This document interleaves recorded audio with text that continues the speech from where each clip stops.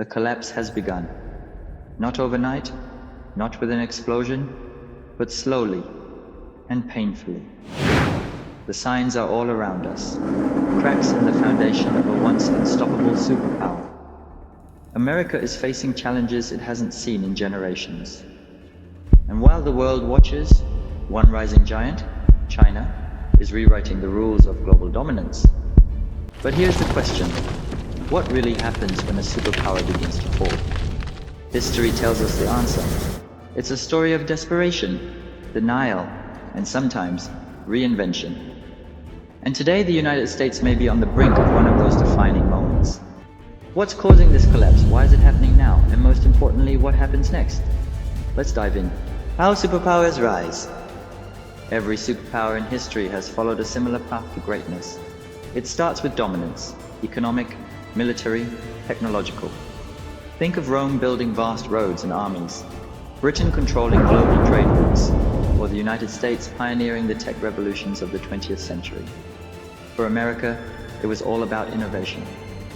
From Henry Ford's assembly line to Silicon Valley's tech boom, the US turned itself into the world's economic engine.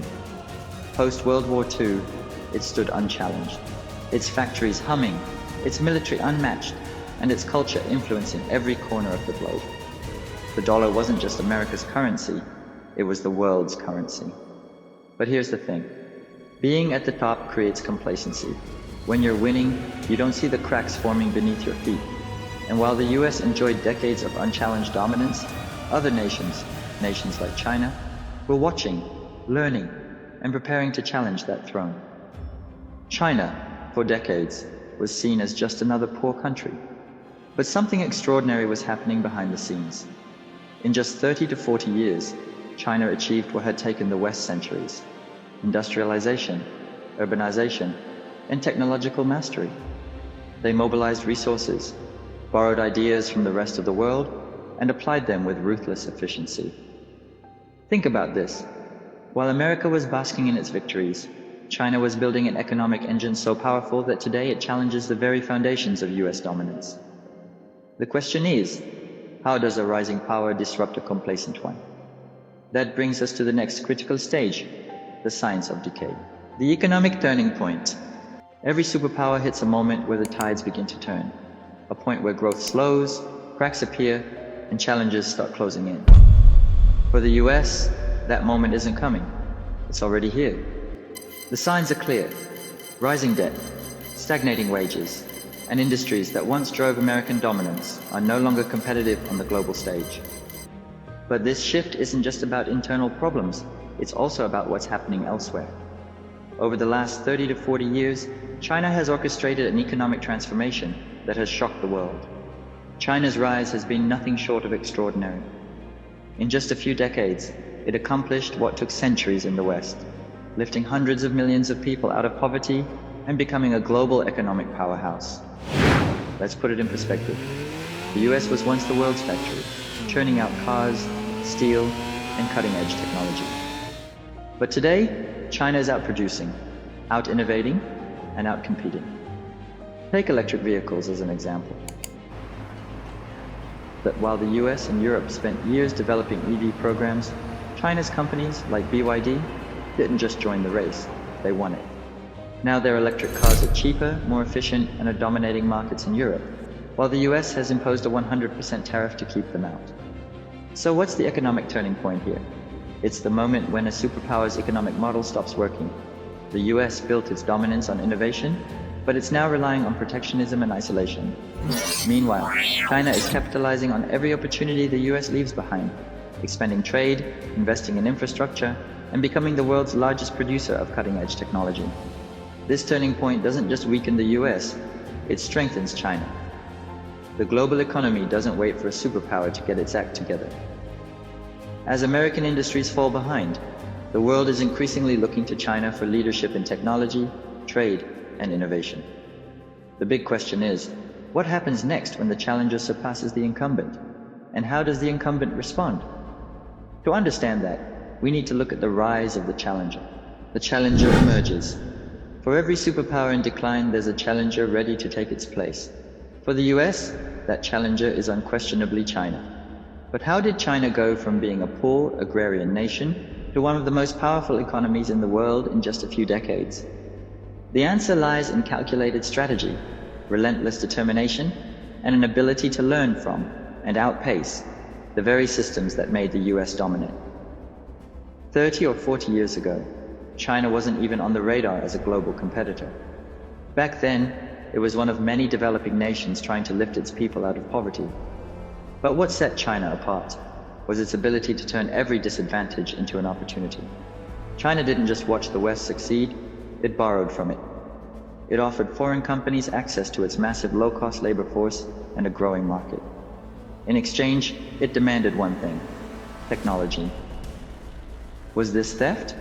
Not at all. It was a deal. The West came for profit, and China came for knowledge. And while the US grew complacent, China was quietly building the foundation for a global takeover. One of the most striking examples is China's dominance in electric vehicles. 15 years ago, companies across the globe began developing EVs, but today, it's China's BYD that's leading the race. Their cars are not only cheaper but more advanced than many Western counterparts. And what's the US response? The US imposed a 100% tariff on Chinese EVs to keep them out of American markets. But this doesn't stop China's progress. Instead, they've captured Europe, where a quarter of all electric cars now come from Chinese manufacturers. And it's not just cars. China is now competing with or surpassing the US in key industries like artificial intelligence, semiconductors, and renewable energy. This is no accident. While the US relies on the market to dictate innovation, China takes a hybrid approach. The government directs resources towards strategic industries, ensuring that the country stays ahead, whether or not it's profitable in the short term. The rise of China isn't just a story of economic growth, it's a direct challenge to the global order. This isn't about isolating China, it's about the US isolating itself. While the world embraces China's cheaper, more competitive products, the US clings to outdated strategies that leave it falling further behind. The question now is, what happens when the challenger overtakes the incumbent? History tells us that the response from the superpower is often desperation, and that's what we'll explore next. Desperate reactions. When a superpower feels its dominance slipping, history shows us one common response: desperation. And right now, the United States is showing all the signs. Instead of meeting China's rise with innovation and competition, it's resorting to tariffs, trade restrictions, and isolationist policies. These actions may seem like short-term solutions, but they often come across as the final, panicked moves of a superpower trying to hold on to its position. Let's take a closer look. The US is currently imposing a 100% tariff on Chinese electric vehicles. Why? Because China's EV industry, led by companies like BYD, has outperformed American manufacturers. Their cars are better and cheaper, and instead of competing on quality or cost, the US has decided to block their entry altogether. But this doesn't stop China. It simply means that Americans miss out on innovation while Europe embraces it. Today, a quarter of all electric vehicles on European roads are Chinese-made. This isn't a new story. History is full of examples of desperate superpowers trying to protect their industries instead of evolving. Think of Britain during its imperial decline in the 19th century. As competitors like Germany and the US emerged, Britain relied heavily on trade barriers and colonial exploitation to maintain its dominance. But instead of reinvigorating their economy, these actions only highlighted their inability to adapt to changing times. Now the US is falling into the same trap. It isn't just about tariffs. America is pulling out of trade agreements, creating new restrictions on Chinese technology, and ramping up rhetoric about national security. These moves may play well politically, but economically, they isolate the US from the very markets it needs to grow. By cutting off China, the US isn't isolating them, it's isolating itself. While China builds trade networks with Asia, Africa, and Europe, the US risks being left out. As the world shifts toward electric vehicles, artificial intelligence, and renewable energy, China is emerging as the supplier for these technologies, while America plays defense. But desperation isn't just about economic policy, it's also about the narrative. Politicians and media often frame China's success as theft, implying that the Chinese are incapable of achieving these advancements on their own. This narrative is both misleading and deeply damaging. It fuels a sense of superiority in the US, while underestimating the real threat China poses. Desperation is a dangerous cycle. Instead of investing in its future, the superpower stuck in this mindset clings to the past, erecting barriers and doubling down on failing strategies. And while this might delay the inevitable, it doesn't stop it. The question now is, what's next? Can the US break out of this cycle and adapt? Or is it doomed to repeat the mistakes of every other fallen empire? What happens next? So, what happens when a superpower begins to fall? History tells us it all comes down to one critical question. Will they adapt or collapse? The United States is at a crossroads. On one hand, it has all the tools it needs to compete. World-class universities, a culture of innovation, and access to capital. But on the other hand, its reliance on outdated strategies, like protectionism and isolation, suggests it hasn't learned the lessons of history. China's rise isn't just about copying the West, it's about surpassing it.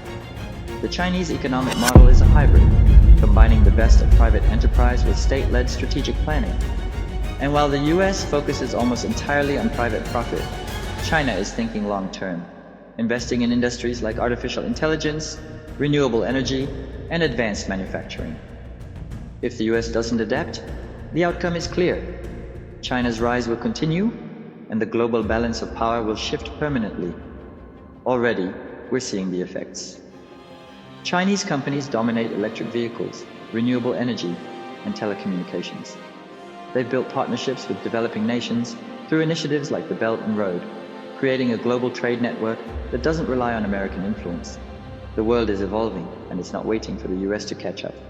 But adaptation is still possible. The US can turn things around if it's willing to make hard choices. It needs to invest in its people, its infrastructure, and its industries. Instead of fighting innovation with tariffs, it needs to lead the charge in developing next-generation technologies. And most importantly, it needs to think beyond short-term profits and embrace a long-term vision for economic growth. The stakes couldn't be higher. If the US continues down its current path, it risks becoming the next empire in decline. Another Rome, another Britain, remembered for what it once was, not what it could have been. But if it adapts, if it innovates and embraces collaboration with the rest of the world, it can remain a leader in the 21st century.